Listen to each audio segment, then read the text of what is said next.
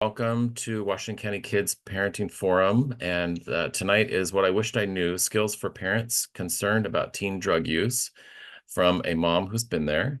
My name is Larry Corpo. I'm the Executive Director of Washington County Kids, a small nonprofit with a big mission to promote and increase access to quality out-of-school time programs for all youth across this very large county. And also with us tonight is Washington County's Kids Board President and Founder, Katie Riley, who has helped make tonight's presentation happen. And together we'll also be helping facilitate questions during the program. And please utilize the Q&A or chat feature for questions or raise your hand. And then there'll also be a short survey at the end of the night, kind of during the Q&A section. And there'll be an emailed evaluation after. So please share your feedback and questions because we appreciate it. It just helps make the presentation even stronger. And if you need translation services, that is available on your bar. And I never remember exactly where it is on the bar, but raise your hand, we'll find it if you need help. And Washington County Kids believes after school and summer enrichment programs help all youth achieve their full potential. And so we urge you to enjoy tonight's presentation and keep in contact with us and utilize our resources as well. So tonight I get the honor of introducing tonight's speaker, Cordelia Kraus. Cordelia has a private practice in Portland and runs helpingfamilieshelp.com, a website that connects families with craft-based resources and offers community and support for providers who serve them. So Cordelia, I want to say thank you so much for being here and sharing your time and your experience. And I will turn it over to you. Thanks so much, Larry.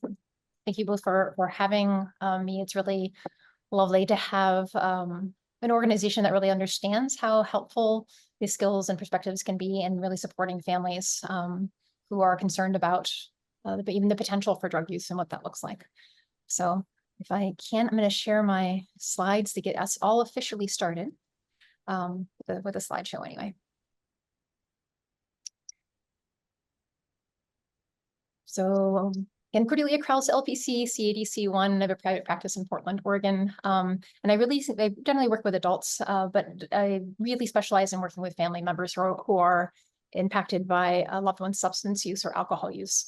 And I started off doing this work in this way as a mom myself. And so I'll be sharing that story about what that path looked like for me. So it was recognizing coming in both with the hat of being the clinician, so certified craft trainer through Robert J. Myers and Associates, and invitation to change trainer through CMC Foundation for Change and all that kind of stuff.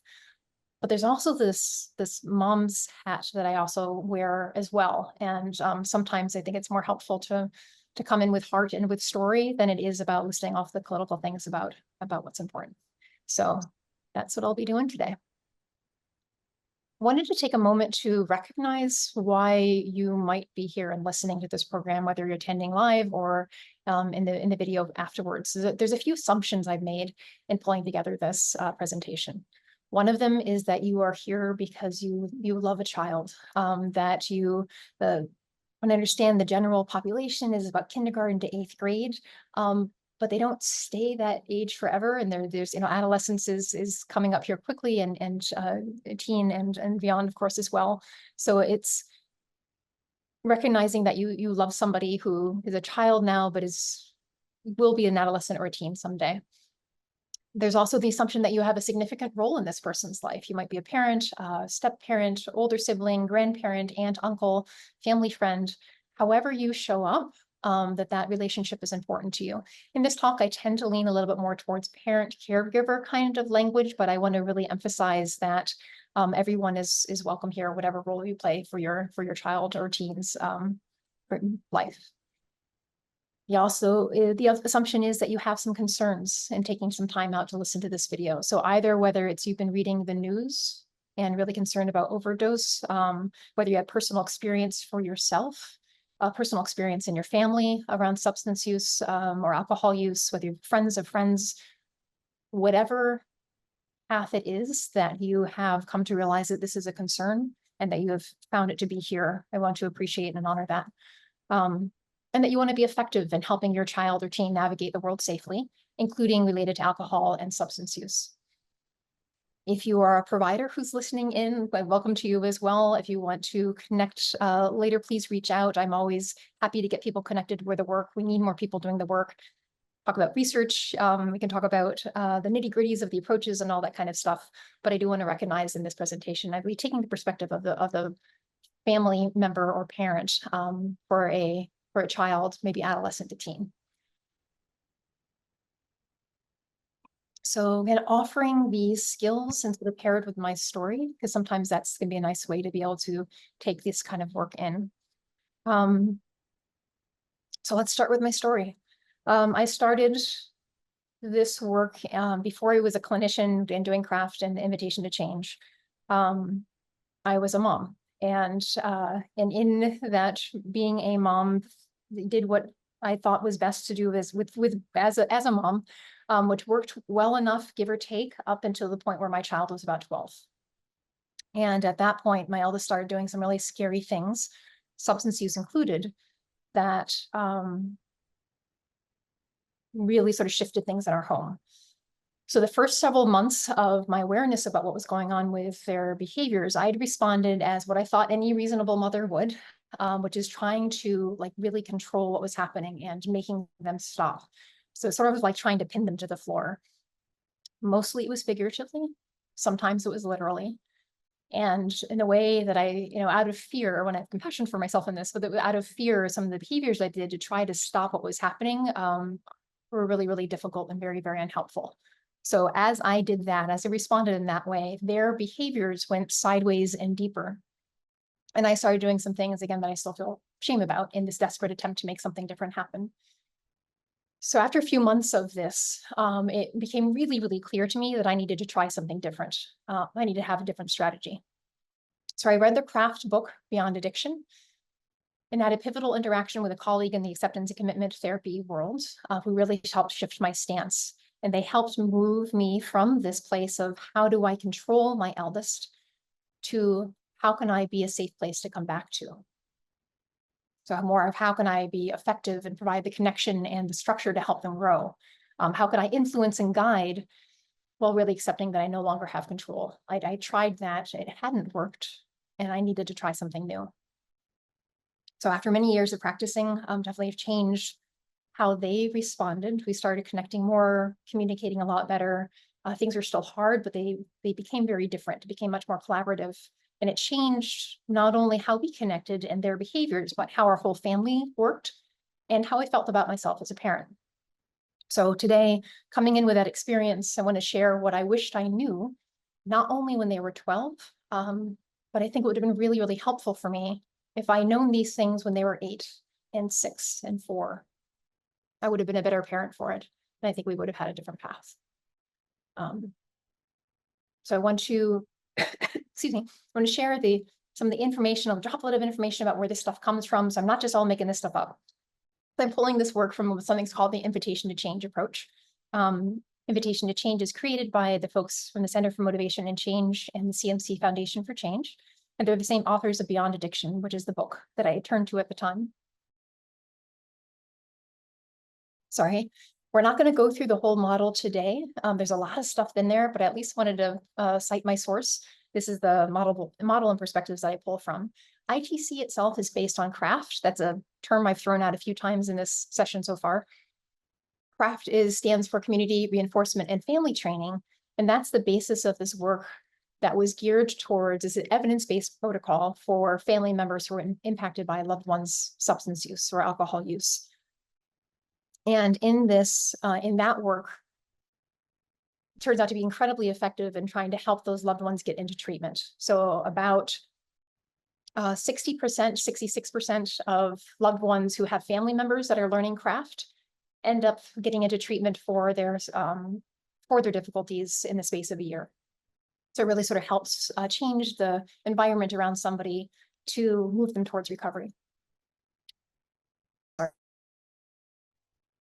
So Invitation to Change takes the principles from craft, adds some extra stuff to it, and becomes this really beautiful, robust model for being able to navigate these difficult situations. It also turns out that the skills within Invitation to Change are also echoed within the prevention world. So the things that I eventually learned to do after my kiddo had already started using are the very same things that would have been helpful to me when they were younger to help them preventing from getting there in the first place. So using that, again, can't go through the entire model. So instead, what I'm hoping to do is adding, sort of offering a little bit more of a snack platter here. There are a few things that would have been really pivotal for me at the beginning, that would have been helpful for me as a parent from the start. And so instead of running through the entire model, I just want to offer some of those things that were really, really helpful for me at the start. And then if you're interested more, I'm hoping that you'll be able to reach out and learn more about invitation to change and craft, if that's something that's of interest to you. So I'll be running through these somewhat briefly. There's going to be the Q&A at the end. If you have any questions, of course, you can throw them in chat and I'll watch that as well. And of course, so if there's any questions, feel free to throw them out there. So here is the first lesson I needed to learn. And this is an odd one to say, but it's that I have influence, but not control. And this was a really, really, really, really hard thing for me to learn, that I have influence, but not control. I grew up in a family that was warm, but they were also very obedience-based, in the sense about being a good mom meant that I controlled my child, meant that they always behaved well. And if they did that, then I was being a good mom, right? So when that was no longer working, and when I tried to control the heck out of that to make it work in that way, and it didn't help, this first shift around, I do have influence, but my child is their own being. They have their own thoughts, their own feelings, their own priorities, their own way of processing the world around them. And their difficult behaviors didn't mean that I was a bad mom. Their successes also didn't mean that I was a good mom, right? They were their own being. And that if I could relate them in a way that honored that and collaborated with them in that way, that was the beginning of sort of shifting of the stance. So changing my focus from this, so I was no longer trying to control them, but trying to focus on what I could control myself. So this might be my own words, my own actions, following through on boundaries that I needed to set up. So it became less focused on what they were doing and more focused on how I was going to respond. So it's letting go of control while still providing guidance and influence. And it turns out that the research in prevention shows that the parental styles, like how we parent, actually affect how influential we actually are. So how effective we are in helping our children make choices around substance use. So I just wanted to throw this in here as a droplet of information. You're looking at the visual representation of a model of parenting styles from Dr. Diana Pomeran's research. I've got the two lines there. Above the horizontal line is high warmth. Below that is low warmth. Got the vertical line to the left. It's not as many limits or expectations. To the right, there's much more limits and expectations. And what we know in this, what I want to sort of focus on here, is what's actually helpful in helping a child sort of not prevent necessarily, but provide protection around substance use for them, is that it's really helpful to show up in this way that is both warm, has high warmth, and holding high limits for them or expectations. So for me, I needed to shift. Like I was warm, but I was definitely sort of this obedience-driven, really strict parent. And I needed to shift from making my child do what I wanted them to do, to recognizing again that they're an individual with their own ideas and experiences. And then I needed to provide more of a stance of guidance and response, flexible responding, as opposed to the sort of top-down stuff that I was trying to do. And again, the interesting thing is that shift is turned out to not only be helpful in my family and helpful in prevention research, but this is actually what's also asked of family members. This is the shift that's asked of family members to make when they have a loved one who's already struggling, when they have a loved one who perhaps is doing some addictive behaviors. This is the same stance that we're inviting family members to step into within craft.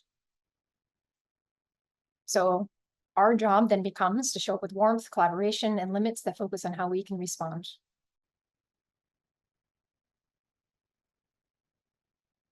Second thing I needed to learn is that behaviors make sense. So to actually be to actually be influential and to be able to be a guide, we first need to be able to meet somebody where they are. Right. So to be able to guide anybody in the first place, you got to be with them. And that's what the second stance helps us to do. So the strategic assumption, I'm so sorry, is that any behavior that we do over and over again is somehow being reinforced. I'm going to try a cough drop here, see if it works. Hold on. All right. We'll see how this goes. So any behavior we do over and over again is somehow being reinforced. It either increases pleasure or decreases pain, or provides relief from pain. And substances very often do both. But even outside of the substance worlds, like, again, any behavior that we do over and over again somehow makes sense. And so to be able to help guide somebody forward, we need to be able to meet them there in that space and understand how it actually makes sense for them. And this invitation is true even though the behaviors might be frustrating or dangerous, or if we don't understand it as a family member. It is a strategic assumption that it's happening again and again, that it somehow makes sense for the person that's doing it. So whether we're talking about tantrums in the grocery store, or lying, or not doing homework, or drinking alcohol, or using drugs, it's coming in with this curiosity about how this actually makes sense for the person. And it doesn't mean that this can't change, right? It's just simply figuring out where they are and helping them move forward from them. So for a quick example, with my family situation, when you slow down enough after the initial response, when you slow down enough to really become curious about what was happening, it became very clear that the edge of all of their behaviors, there was sort of this sense of danger to them, and a sense about being like a powerful person that can do dangerous things. And once we understood that, we were able to offer another alternative about what they might do. So we invited them to do Krav Maga. So Krav Maga is a very brutal, very practical self-defense practice. And offered this as a possibility of something else. Again, we're not going to, we're also trying to discourage the other behaviors as well, but encourage this new path forward. So it turns out that Krav, if you're doing Krav, it definitely also has a sense of danger and badassery, I guess, to it. It also has a sense of community. There's a sense of skills that somebody can have and learn and mastery. There's physical exercise that's in it as well. And it didn't have, of course, the consequences of use. So that turned out to be a really effective way to be able to move forward from there. But if we didn't have the understanding first about what was happening for them, we wouldn't have been able to offer this other thing, this competing behavior that also made sense. So having respect and understanding for the reasons why somebody's doing something doesn't mean that you condone it, but it does give this place that provides a path forward for collaboration. So honoring, like if your child, for example, is curious about substances or think that vaping is cool, they're drawn to characters that are doing this and might be coming in with some curiosity about, tell me a little bit more what's happening. What do you think that's, what do you think that's cool? So we're trying to learn more. It's helpful not only to not tell them the reasons not to use, because that actually sort of tamps down the conversation, but to learn more about what's happening for them and how it makes sense, and then offer the information about what your concerns are. So the third thing that I needed to learn was to slow down, that it's okay to take a breath. It's okay to notice where you are, what you're doing. It's okay to step back. It's okay to walk away from conversations and circle back later. It's okay to say, I don't know, let me think about it. So in this space around where I had been initially just acting out on my first responses, and those responses weren't helpful, this became the key to try to do something different. There's a quote that's attributed to Dr. Viktor Frankl, which is, between stimulus and response, there is a space. And in that space is the power to choose our response. And in our response is our growth and our freedom. So this is how we can get that little bit of space between stimulus and response. And giving ourselves that space can make a huge difference.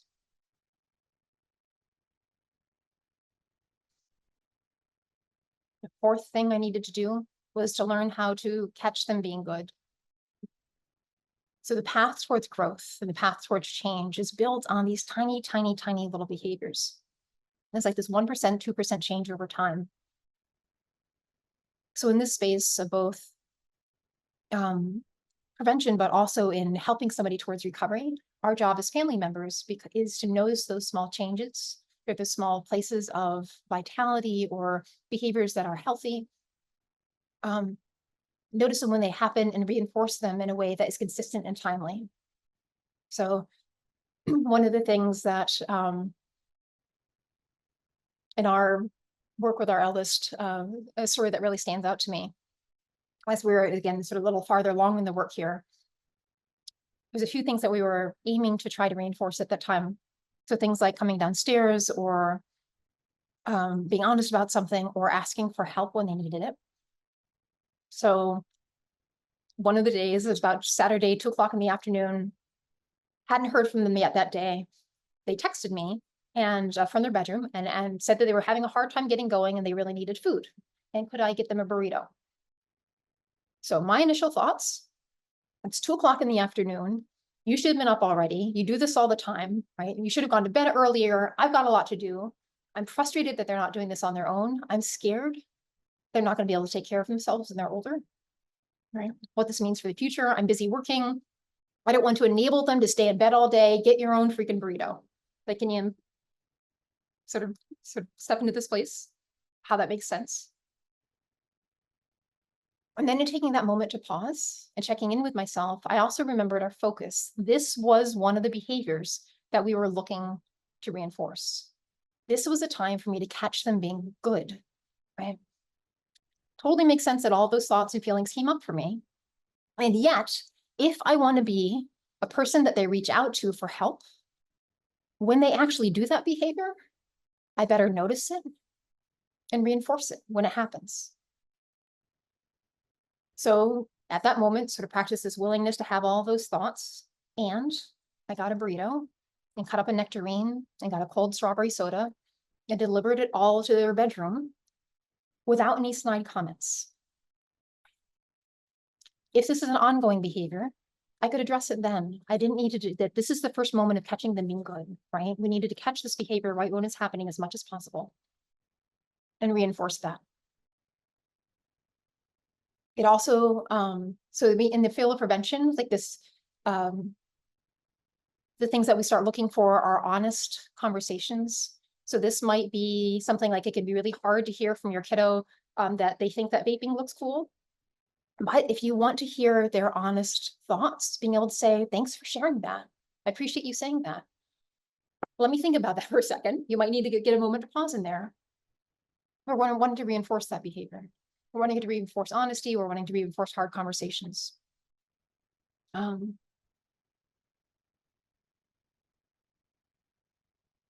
Next thing I needed to do was to learn to listen carefully and speak intentionally.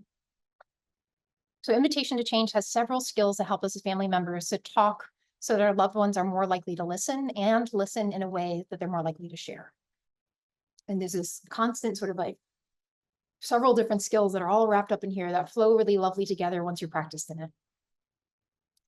I wish I knew all of them earlier, but the first one that was really, really helpful is even noticing what's called what they call the traffic lights of communication.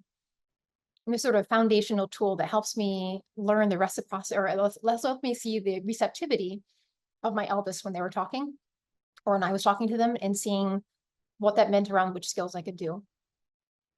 So this metaphor goes something like having a conversation is like driving through town. So you want to get to where we're going and have a pleasant ride in the process. But in order to be able to do that, both in conversations and in driving, we need to pay attention to the traffic lights. So the different traffic lights in conversation.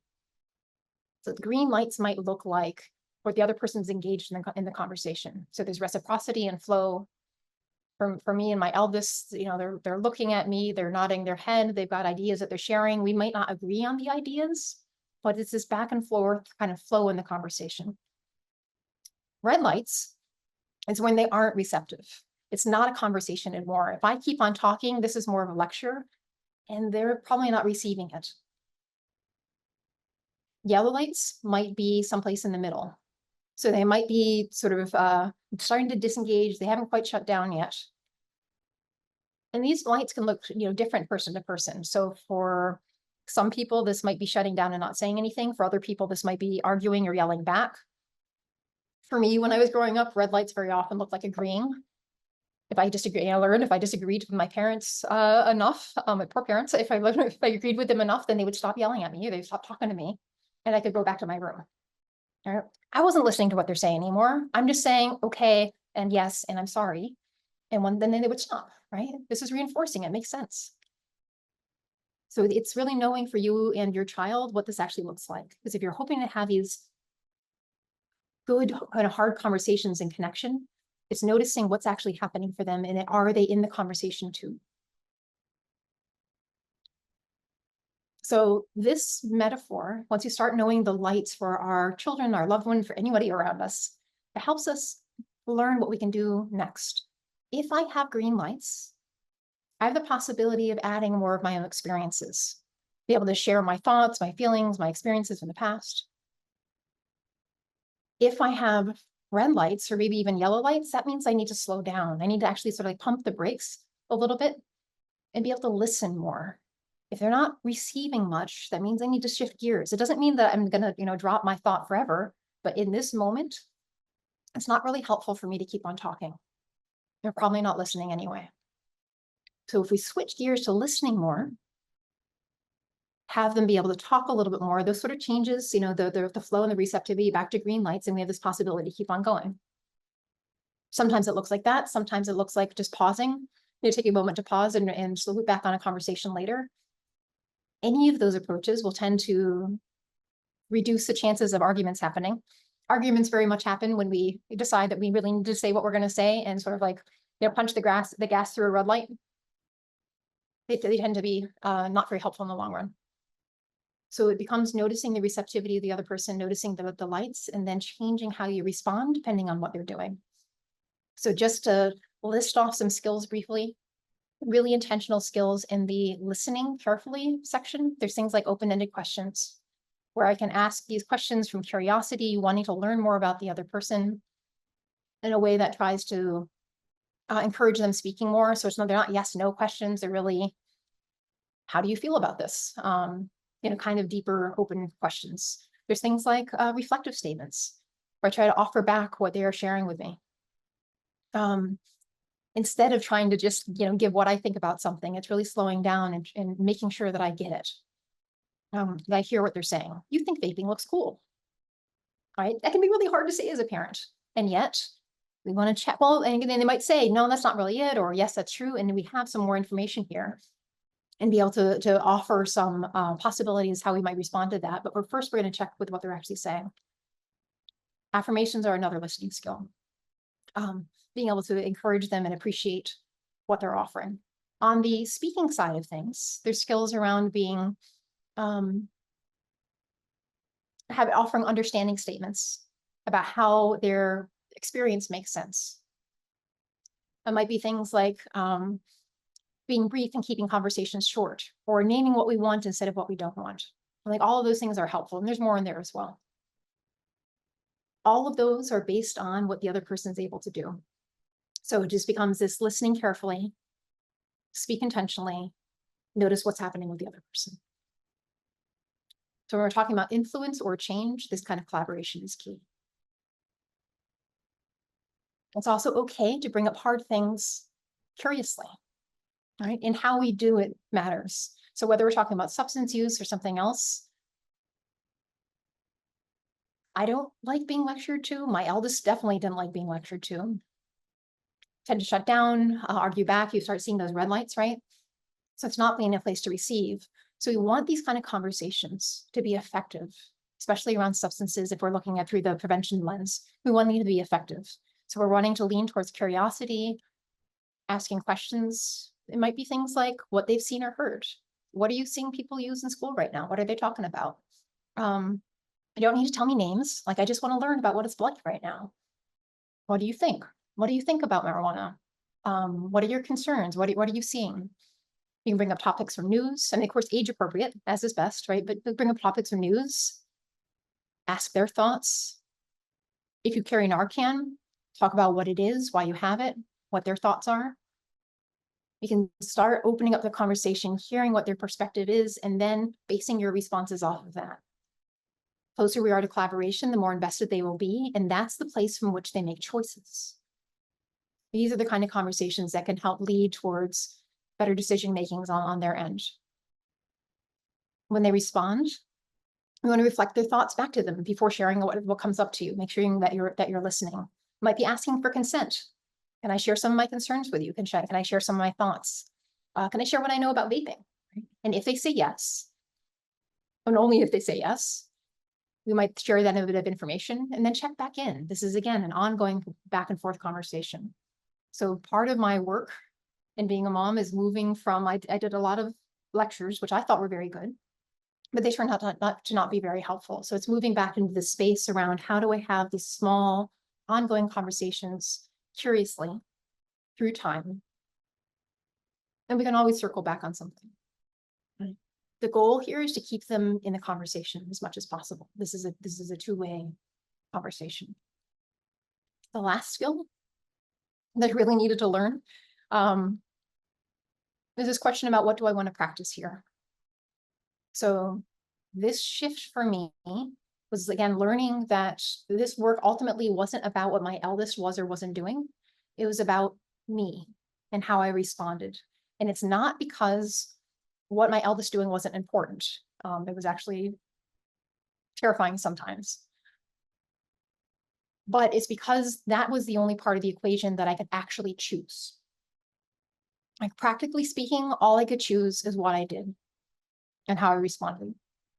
So moving from reacting in the moment to using each moment, especially the difficult ones, as an opportunity to practice and asking this question, what is it that I want to practice here? Another story that sort of ties in with this. A while back, there was this very strange period of time where there's like a few weeks where somehow the cell phones of my spouse and my eldest child were connected. So when one phone rang, the other phone would ring too. So one day in this really weird phone period, driving home, called my spouse to ask what was needed from the store. He didn't answer, totally fine, not a problem. About 30 seconds later, my phone rang, and it was my eldest who called me back and said in this sort of flat tone, "You called?" I explained, meant to call your dad to see if there's anything that we needed to pick up from the store, but now that they were on the phone, how was their day, right? And they hung up on me. So I'm curious, like, I'm driving home. My first impulse is to pull over on the side of the road, call them, yell at them for being disrespectful, right? That you don't get to hang up on me kind of thing. I think I sort of feel that. And I convinced myself in that moment that as much as I wanted to do that, that would be the same thing that I had done in the past that didn't work out well. So you can start seeing moment to pause come in here, right? Let's do something different. Moment to pause, slow things down. So I convinced myself I just needed to get home. Got home, pulled in the driveway, wasn't ready to walk in the house yet. I was able to recognize that this is an opportunity and that I could practice something here. So what do I want to practice here? At this point, I actually sat in the driveway for about 20 minutes before. I'm so sorry. So we'll loop back a little bit. So with that question, what do I want to practice here? The answer that came to my head was affirmations. Now, what affirmations are is they look at what somebody's doing and offers them appreciation for that thing and how they show up, this thing that they do, whatever. They offers appreciation for that thing in a way that's honest and actually, like, heartfelt. So I decided I was going to do an affirmation, sat in the driveway for about 20 minutes before I figured out what I can affirm them for, what I could thank them for. And just give you a few seconds here to see if you can think about what that might have been. And often people, what they'll say is they called you when they thought that you needed them, right? And that's exactly what I eventually thanked them for. Walked in the house saying, thank you for calling me when you thought I needed you. And they responded, yeah, but it was rude when I hung up on you, huh? Like, yeah, that hurt. Thank you. And I dropped it. So this place about this question, no moment to pause, what do I want to practice? That entirely changed how that interaction would have gone. If I called them initially and reamed them out, if I walked in the door and yelled at them, it would have been the old behaviors. But these are, you can sort of see the traction for the new behaviors here. So again, between stimulus and response, there's a space, moment to pause, and that space is the power to choose our response. What do I want to practice here? And in that is the growth and the freedom. What aligns, what do I want to practice that actually aligns with the kind of person or the kind of parent I want to be in the long run? So those were the first 7 things that really helped me get traction here. Then use the full model to navigate day to day. We don't have time to go through it all. I just want to offer these 7 little droplets that were helpful to weave through time. So I want you to know that this is here. I also want to recognize that these skills have expanded not only the relationship with my eldest, but with just people in general. This is how I sort of navigate the world at this point. It helps me do things like follow through boundaries when needed, with strength and kindness, understand where other people are coming from without needing to agree, understanding the process of change, being patient and compassionate with myself as I practice actions that are important to me, but also really hard, even when I mess up or it doesn't work out the way I want it to be, and keep on coming back to that place about what do I want to practice now. Okay. So thank you for being here. It's been actually a gift to reflect and distill these perspectives and skills that I wish that I knew when my kiddo was younger. I hope they're helpful to you here now in whatever stage that you are in, and whatever journey you are with your child. I do want to spend a few seconds pointing you in the direction of how to learn more. So on this slide, there's a bunch of different resources that are all available for you to research more if you'd like. So especially through the prevention lens, the Partnership to End Addiction is a phenomenal resource. They have a fantastic website with lots of information, a particular pamphlet on adolescents and another pamphlet on teens around prevention. They also work with family members who are worried about their child's drug use, if they're actively using drugs or using alcohol. There's a helpline that's there, the resources in Spanish, they are phenomenal. And they're available at drugfree.org. CMC Foundation for Change is another fantastic website. They're the folks that created Invitation to Change approach. You can read more information about it there. There's a book called Listening Well that talks through a lot of the listening skills that I sort of touched on a little bit. It's a phenomenal book, gives you a chance to read a little bit more and practice. So if you're a book person, that's phenomenal. Go Be Support is a app that is for teens and for parents when the teens are starting to do substance use. So they teach craft to parents and also interact with the teens, and it's a really phenomenal resource and it's free. And then Helping Families Help, again, I threw that in there. That's the website that I run that tries to connect craft-based resources with family members who are interested.